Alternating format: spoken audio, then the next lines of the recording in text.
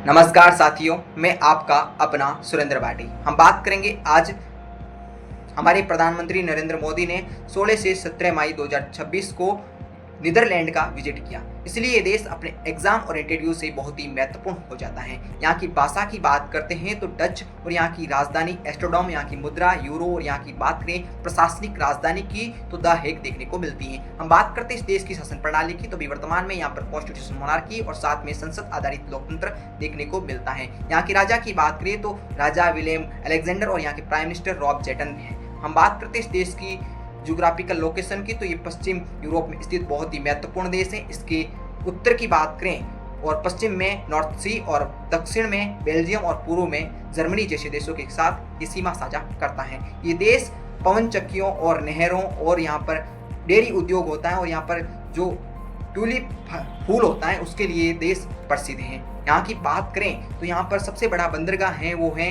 Rotterdam, जो Europe का सबसे सस्ता बंदरगाहों में से एक है। हम बात करते हैं इसकी तो यहाँ पर 25% से अधिक जमीन को समुद्र तल से नीचे है, इसलिए यहाँ पर समुद्र बाढ़ आने की संभावना बढ़ जाती है। इसी को निवारण के लिए यहाँ पर डाइक और पोल्डर नामक तकनीकी विकसित की गई है। हम बात करें इस देश की इकोनॉमी की तो यहाँ की इकोनॉमी डेवलप है और हाई इकोनॉमी वाली है। यहाँ की कृषि हो गई और डेयरी उद्योग और बात करें समुद्री व्यापार इसकी जीडीपी में अहम भूमिका निभाते हैं। इस देश की बात करें तो ये विश्व में फूलों में खासकर ट्यूलिप फूलों का अच्छी खासी मात्रा में निर्यात करता है और सबसे बड़ा निर्यातकों में शामिल होता है। हम बात करते हैं इस देश की कृषि की तो यहाँ की कृषि है वो आधुनिक तकनीकों से की जाती है और ग्रीन हाउस पर आधारित यहाँ की कृषि है। और यहाँ पर बात करें ये देश नाटो और यूरोपियन यूनियन का भी मेंबर है। भारत के साथ संबंधों की बात करें तो दोनों देशों के बीच डिप्लोमेटिक रिलेशन 1947 में स्टैब्लिश होते हैं। और बात करें दोनों देशों के बीच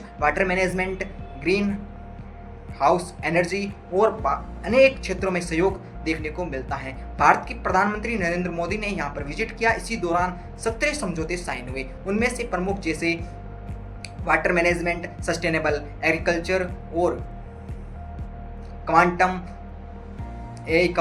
और कंप्यूटर, डिफेंस और स्पेस जैसे मुद्दे शामिल थे। और भारत के प्रधानमंत्री जब वहां गए तो उन्हें जो 11वीं शताब्दी का जो चोल साम्राज्य था उसकी कुछ तांबे की प्लेट्स थी, उनको भारत को वापस हैंडओवर कर दिया गया। आपका इस देश के बारे में जानकर कैसा लगा हमें कमेंट बताइए। जय हिंद, जय भारत, धन्यवाद।